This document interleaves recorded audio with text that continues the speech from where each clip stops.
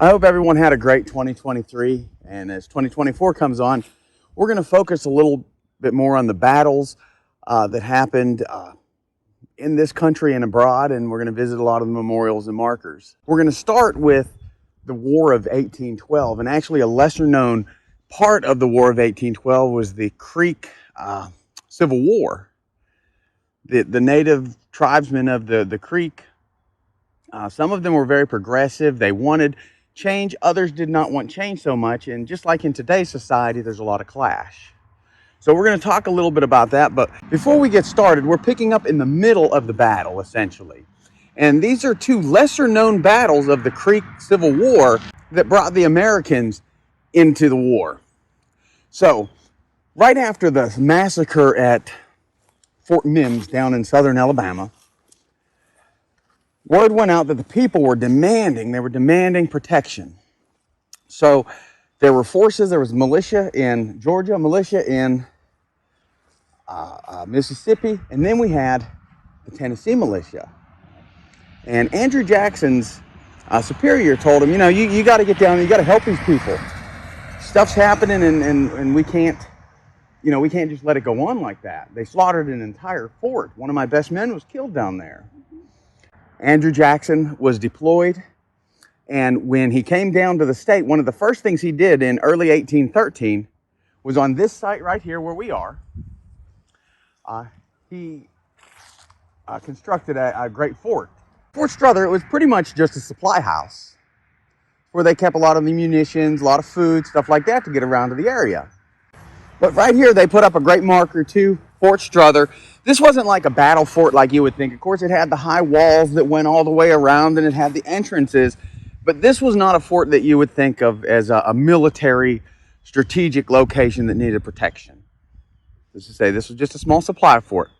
When they got this fort nearly completed, they found out there was a group of Red Sticks, which was like the political name that they gave to the Muskogee and the other Creek Indians that were against.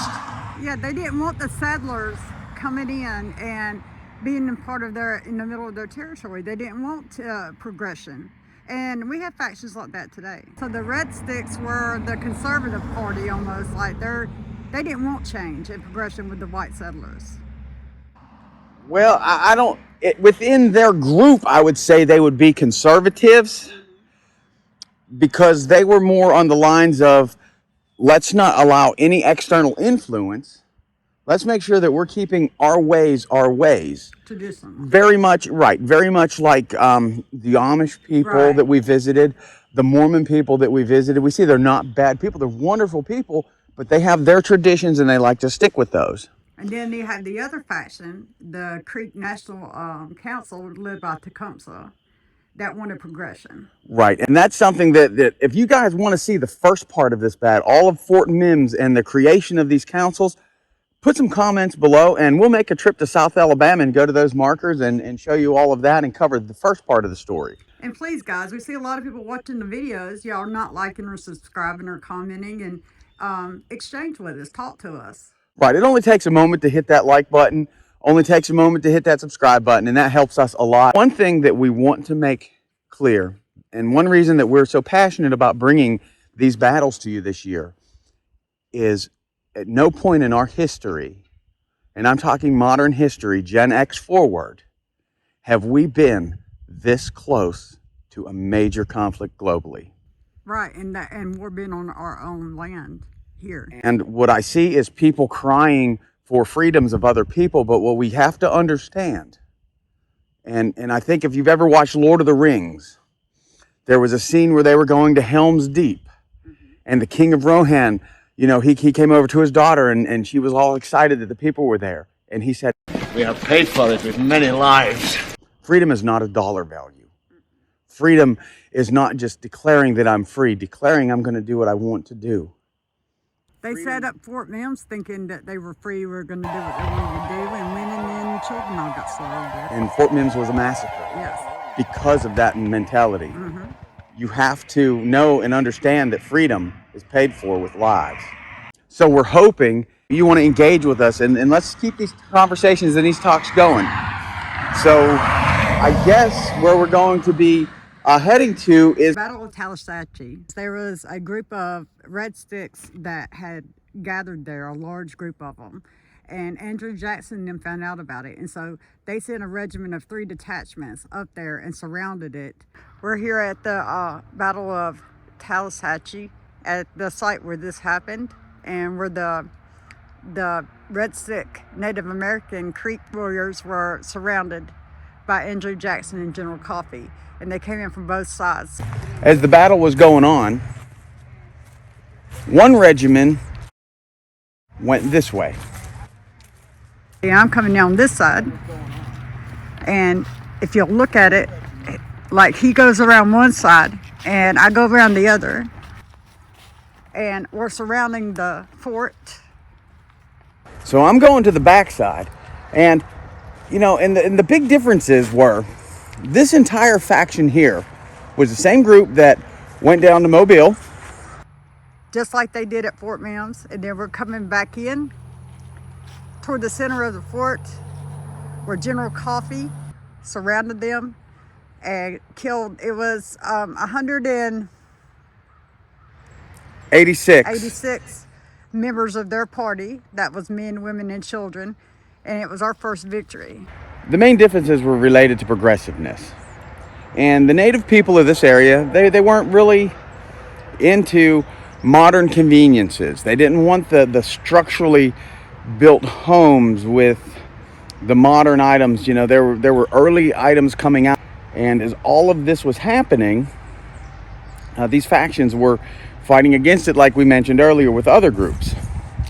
So Davy Crockett came up on one side, General Coffee came up on the other, and then they said that they killed men, women, and children, and they didn't leave any alive. one of the reasons this is a lesser known battle is because this was just a massacre. It was. Because, and hopefully YouTube doesn't strike me down for this, but Davy Crockett's exact words after the battle were, it was like he was shooting them like dogs. Right, they shot them down like dogs. Right. In other words, it was like pulling fish out of a barrel. Madison said if it wasn't for their victory here, this victory was the first victory they had.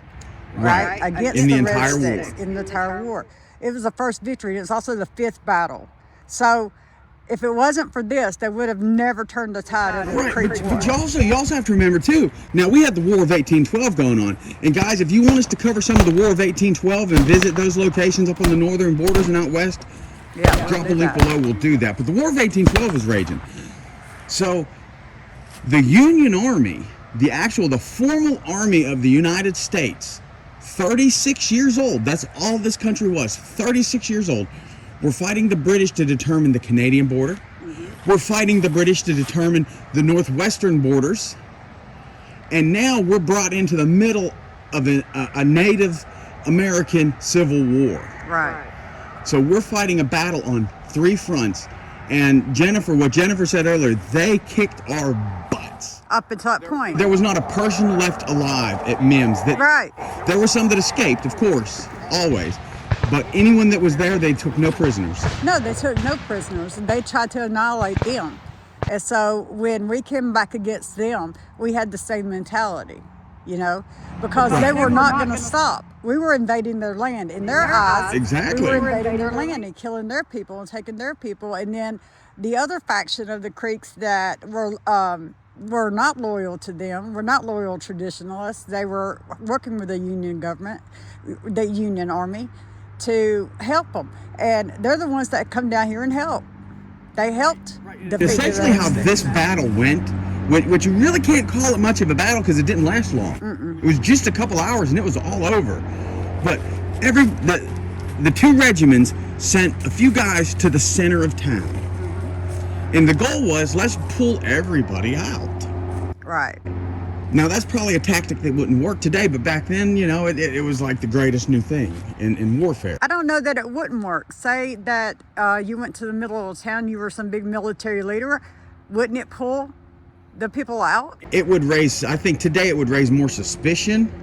Like, why would they put that prized asset Right there, one's in the middle of the square. Exactly. Right. But in those days, so they put these military individuals right here in the center of town.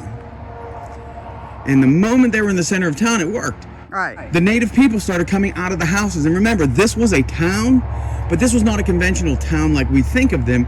This was a Native American town with the houses built the way that they did, out of the wood, and they didn't use teepees or anything like that. Here was more, I guess the closest thing I could say would be like longhouses. Right, well, there's some remnants of some stuff back there. We're going to go back there and look at it. When everyone came out, the town was entirely surrounded by nearly 700 men. Mm-hmm. Those 700 men opened fire. And it didn't matter if it was women or children. Right. It was the Red Sticks. And a lot of it was, I don't want to sound hard, but I do understand their mentality at Yes. battle, because they just at the end of August. Now remember, we're in November, so August isn't that far. Right. They just annihilated an entire regiment in cold blood and scalped most of them. Yeah, and when they attacked Fort Mims, they didn't leave anybody alive, and it was over 300 and something men, women, and children that got killed there. Right, I think there were 36 people that were accounted for afterwards that had managed to escape. Right, and we'll cover this story later, but that woman and her 4 children only lived because one of the natives helped her. And the thing that was amazing was, after it's all said and done, it's just like they're people. We're all people. We've all done things we regret. Mm-hmm. And it was, Davy Crockett, when he was going through his memoirs, he said the one thing that he noted was there was one of those houses here, mm-hmm. and all of the Red Sticks had convened to that house to try and get shelter, and they just burned it with all of them inside. Oh, 46 men he knew of were in there, and they just lit it on fire, and that's how they did that. And there was a lot of regrets. Even James Madison in his Union address expressed the regret that happened. But the thing is, it was war, mm-hmm. and war is hell. And we were in the middle of a war, and they decided they wanted to start their own conflict down here. And we had to step in when they attacked our fort.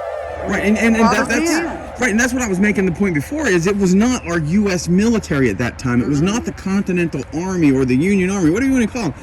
It was not them. This was like the National Guard. Mm-hmm. This was your state's military.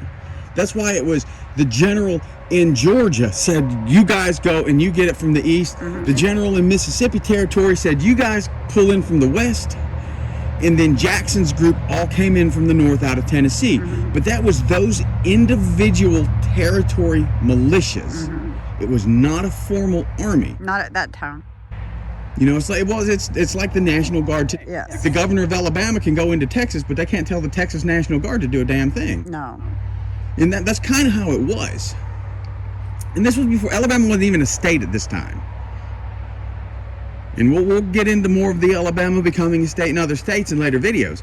But at this time, we're standing in what was the Northern Georgia Territory, mm-hmm. is what that was at the time. This is the Muskogee tribe and territory. And there was, I think it was 6 or 7 different tribes of mm-hmm. the Creek Indians. And at one point in time, they had this great council, and they were working together. Right. And then enter the European settlers, and that just threw it all to hell. Good, bad, or ugly, it happened. It did, and this is history right here in Alabama. And that's one thing. We can't run from our history. It actually happened. I think that if we look at it and learn from it, we can prevent a lot of the mistakes that we made, though. Yeah, and it was at the end of that war that they were walking around through this area right here. And if you noticed right here, and I don't know how many people know this story, but Andrew Jackson found a child, a Creek child left, and that's his name right there, Lincoya. And he took him home and adopted him and raised him. And you know what? If you guys, I'm going to drop the link to the Janie Furnace video that we did last year. Actually, that should be a part of this series too. We'll get it in there. Drop the link to that story. And we'll let the tour guide from the Janie Furnace tell us the story of Andrew Jackson. One other story too that comes out of here, just a little story about Lincoya. Okay. That's who Lincoya was. He was General Andrew Jackson's adopted son. No, you got me on that one. I couldn't even know. I knew Andrew Jackson's adopted children, but I didn't know. He was a Creek Indian boy, just barely survived battle. Is that why he adopted them? It's kind of unknown. The whole thing was, Jackson wasn't even at the battle. He had sent his cavalry commander, Colonel John Coffey, down there, led down there, by the way, by Davy Crockett, which we think is kind of interesting. But he gets down there, there's roughly 900 cavalry against an estimated 500 warriors. And it was the warriors didn't have any firearms. They had sent out people to buy them from different places, but they hadn't got back with them yet, which was part of Jackson's plan. He wanted to hit them before they got them. This little boy, he was about 10 months old. His mother was dead. She died from smoke inhalation and falling on him. Oh. And apparently that saved his life. Coffee coming around, they roll the woman over. Here's this live baby boy. He picks him up, takes him to the women, the Creek women. Said, hey, it's a Creek baby. One of you women need to take him. And he said, no, I'm not going to do that. Said, why not? So he killed his parents, his grandparents. Nobody left of his family but him. So he's only 10 months old. And But their resolution was to let the family line die out.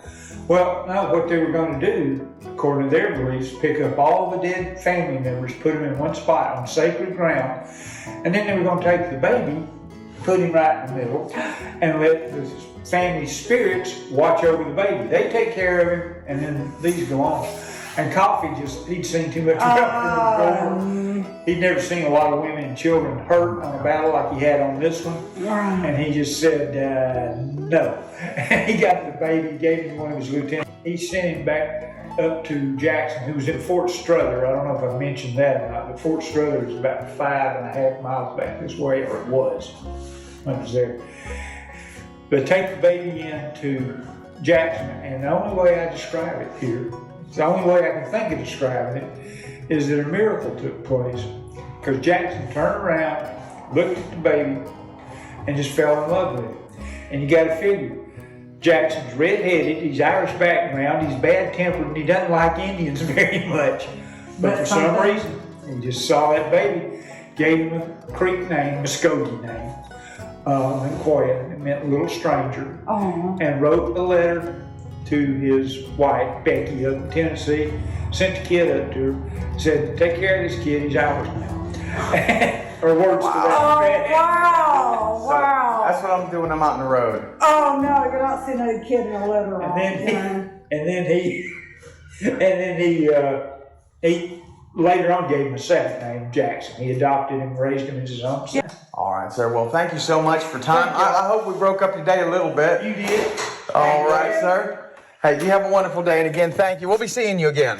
Okay, I appreciate that. All right. Thank you. Thank you, folks. I see got an old building and an old well, so I'm going to go check it out. You see it? See the building? This looks like a well. This wouldn't be from that time, but this would be from the 1900s. No, I don't see a tree here that would be from that time. Oh, that's just a culvert of some type. Oh, that's some kind of culvert.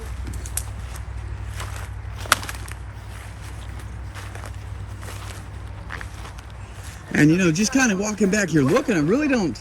You get a feeling though how thick this was back here? You know what? You know, yeah, I mean, if we could go back, you know, nearly 200 years. Is that right? Probably yes. Yeah. Nearly 200 years. If we could go back nearly 200 years. To 1813 and 1814. And see, this was probably more open. Somebody just built a little shed back here. You know, with the village that was here.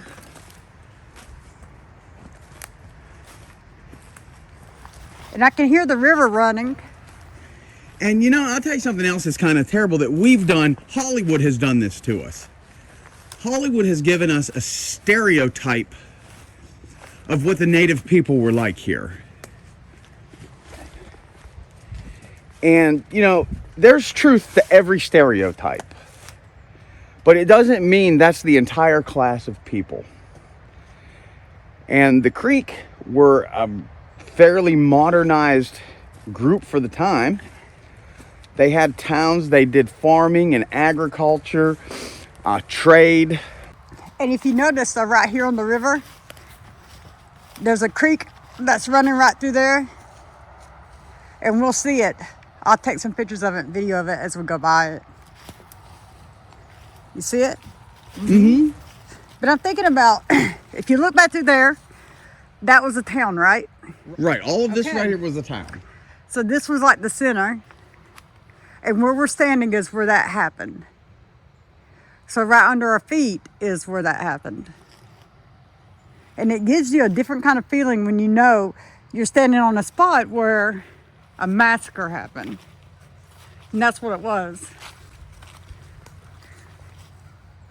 But it is, like he said, it's part of war. The people that founded this country at that time did what they felt was necessary Yes. to allow the growth of the American country. And at that time, the American country wasn't worried about anyone that was native to this land. They were willing, actually the people that came over, the European settlers, wanted to Work with them, actually. right, and give them the technologies and bring them up to the same speed. And I understand that too, because we do that a lot today. But there's tribes in South America still that they don't want any outside influence. In their Stone Age. Right. Or well, maybe probably more like Bronze Well, or now, Metal Age. and they've been known to kill missionaries and everything else that come out and try to have anything to do with them. That's right, and they're not prejudiced at all. No. That don't matter what color, creed, religion, faith you are. They'll kill you. Yes. There's the creek right there. I thought we'd go ahead and film the creek since we're this close to it. I think we should. That looks like a sinkhole. I mean, and I know all of this that we're walking through is grown up. But again, you got to remember at the time, this was probably open field because it was a town. Right, there might have been a little bit of woods, but there wasn't that many woods. You Well, see and that? with the creek right here, There's a little waterfall in the creek. I'm going to go over there to that. right, but with the creek here, they're Yeah. going to keep that open. They've got to give, ready access to, the water source. And if you think about it, they all settle near water sources like this. That's And why that- it would be here. That's one of the great things about Alabama is there's so many water sources. Oh, creeks and lakes and rivers. Hey, I'm willing to bet you when we get out west and we start covering some of the skirmishes that happened out there with the Native Americans, we're going to find that they had their own conflicts over water. I bet they did because it's so scarce. You know it? And here you go, guys. So you see how we didn't walk but, 3 minutes through the woods and you get to the creek? Right, and if this was clear, it wouldn't even take a minute. No. Ah, You see this running out? yeah, we had a fair to middling rainstorm the other day. Yes. That's why it's all wet out here. Just trying to get to it.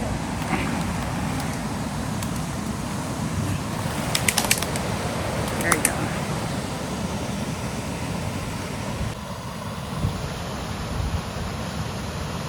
It's a beautiful sound.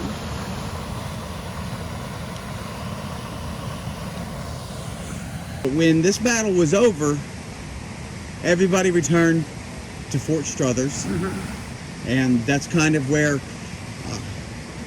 they sat for a minute. And then the next battle, once a small settlement of friendly Native Americans and some settlers, Talladega has definitely grown into a big town, and the battle site has been totally washed away. Yeah. But this marker right here denotes that this is the area that the battle was. Now, shortly after the last battle, everybody went back to Fort Struthers. Now, Fort Struthers, they kind of hung out there for a little while, and the friendly Creek Native Americans on this side, also known as White Sticks, contacted Jackson and his militia group saying, hey, Red Sticks are here, they're beating us up, they're harming us.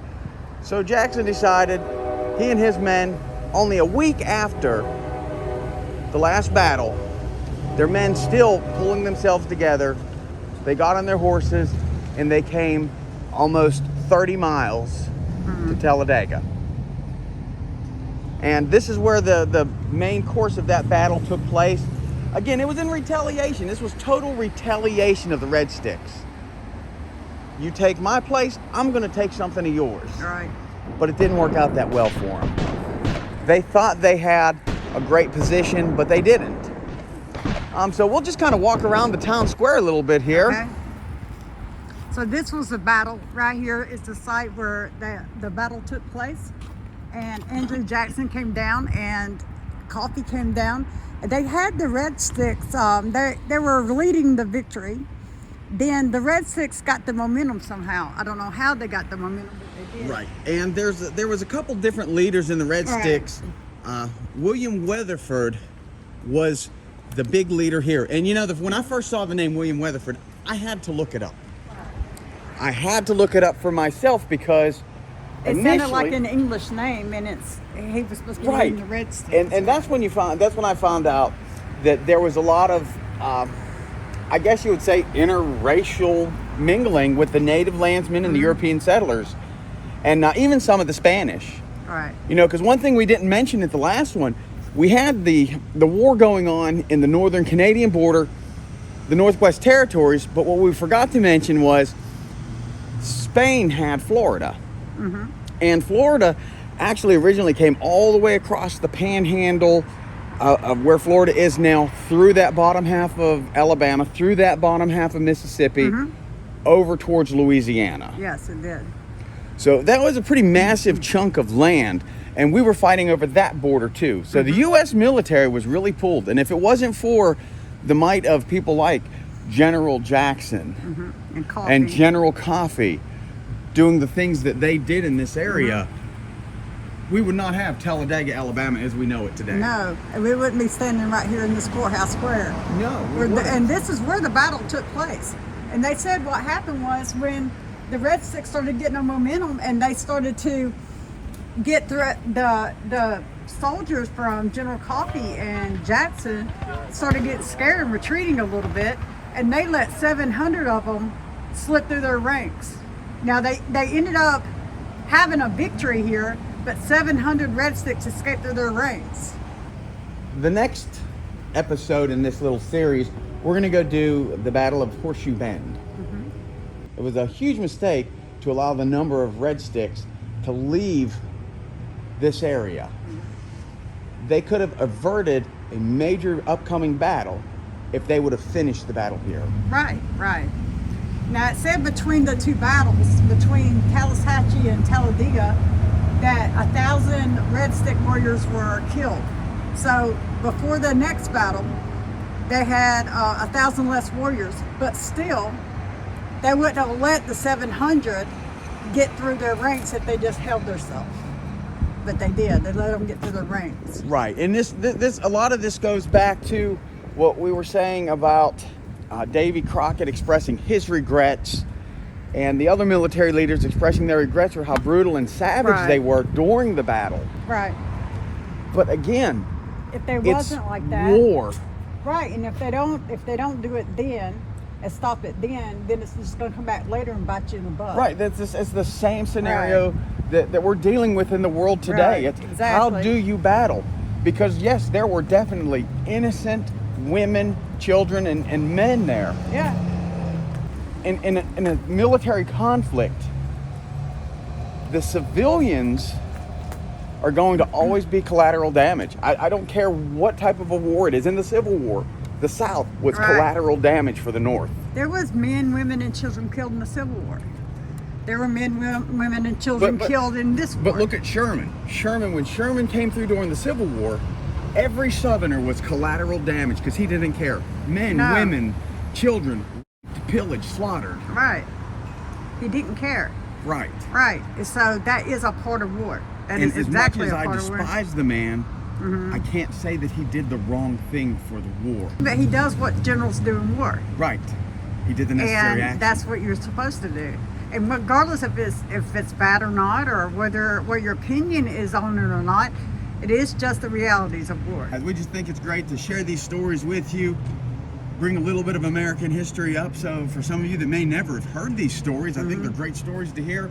And for those of you that have heard them, remind you of all of this and let us kind of move forward and learn our history. And I guess we'll catch you in the next drop. All right.